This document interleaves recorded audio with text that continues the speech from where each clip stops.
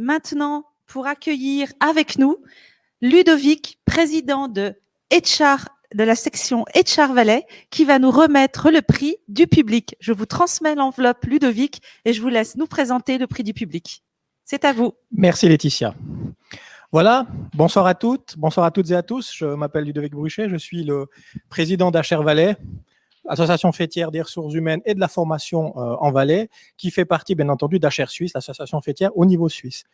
À part ce bénévolat associatif, je suis aussi chef de service adjoint du service du personnel de l'État de Vaud, en charge des systèmes d'information RH, de la gouvernance des données et de la gestion en santé au travail.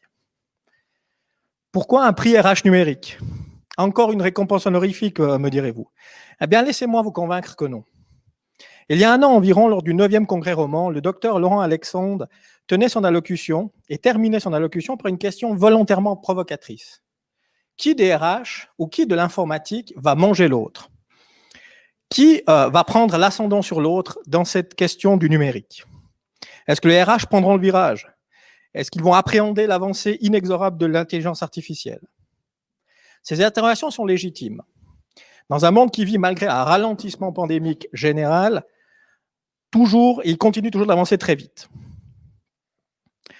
Chaque jour, une évolution numérique est créée.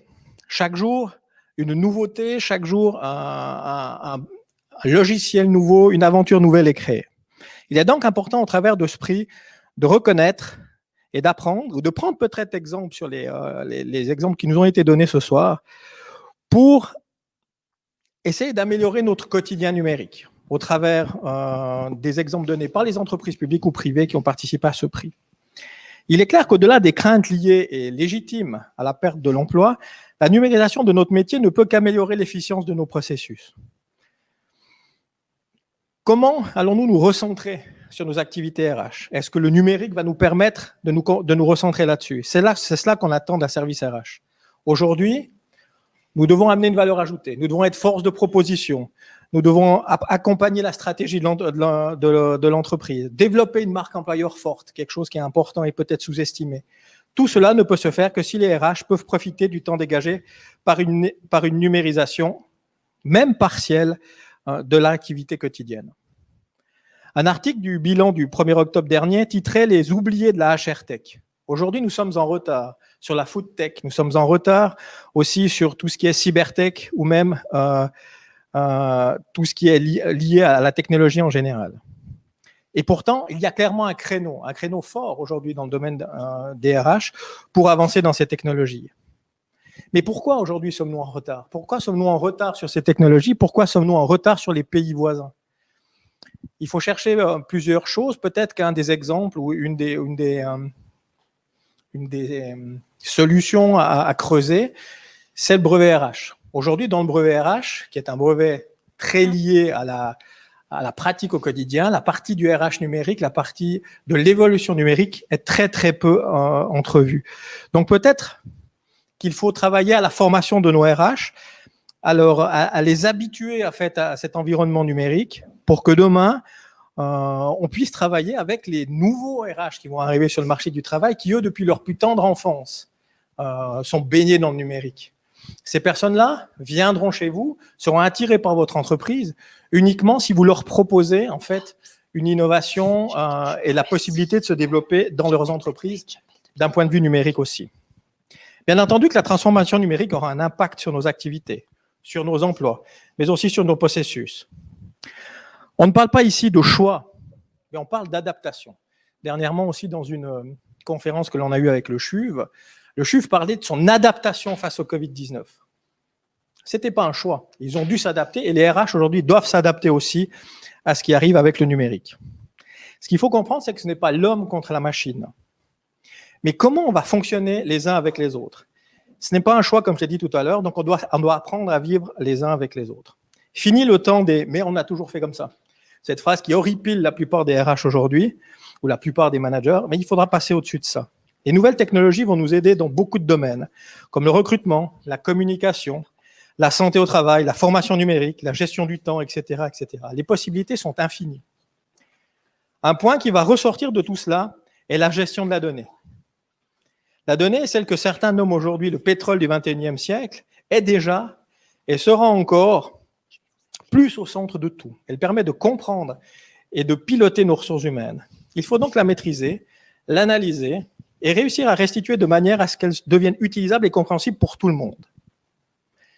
Pourquoi cette remise de prix est importante pour moi en tant que responsable RH ou en tant que président d'une section romande? Pour plusieurs raisons.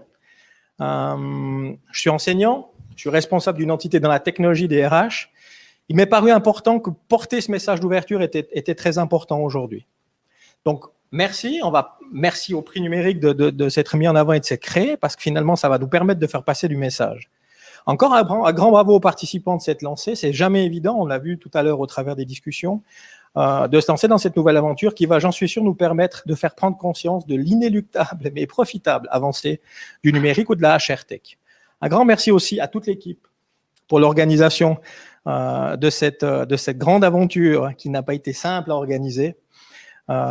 Et je pense que c'est jamais évident de mettre en place une telle reconnaissance.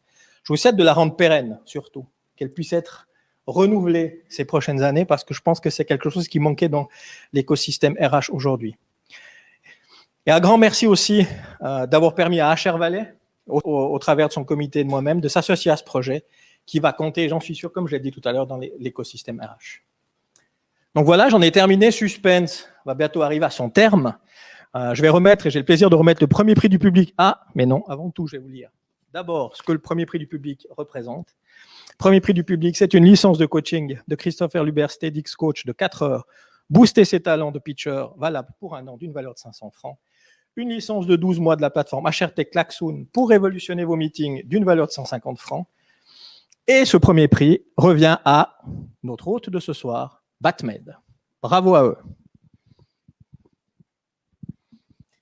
Merci beaucoup, Ludovic. Merci pour votre présence ce soir. Merci d'être venu jusque de chez HR Valais pour venir représenter les sections RH et de nous avoir présenté ce prix. Encore un grand merci à vous. Merci à vous. Très bien. Eh bien, maintenant que nous avons le prix du public, eh bien, j'accueille et j'appelle Dominique de Batmed s'il pouvait se connecter en direct. Dominique, c'est à toi. Bonsoir. Merci Laetitia. Bonsoir à tous. Tout d'abord, un très grand merci pour ce vote public. Un très grand merci également à l'équipe organisatrice. Je pense que ce prix, il montre que cette décision qu'on a prise pendant le Covid de changer, de faire ce big shift, de prendre ce risque énorme, montre que c'est un pas dans la bonne direction dans cette innovation en HR.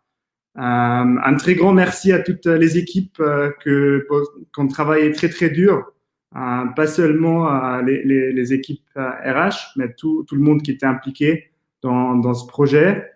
Et en tout cas, nous, on va pas continuer à innover dans l'RH, dans le numérique, ça c'est sûr. C'est une promesse. Et on est très content de remporter ce prix public. Encore un très grand merci. Merci à Andreas aussi pour la confiance de mener ce projet.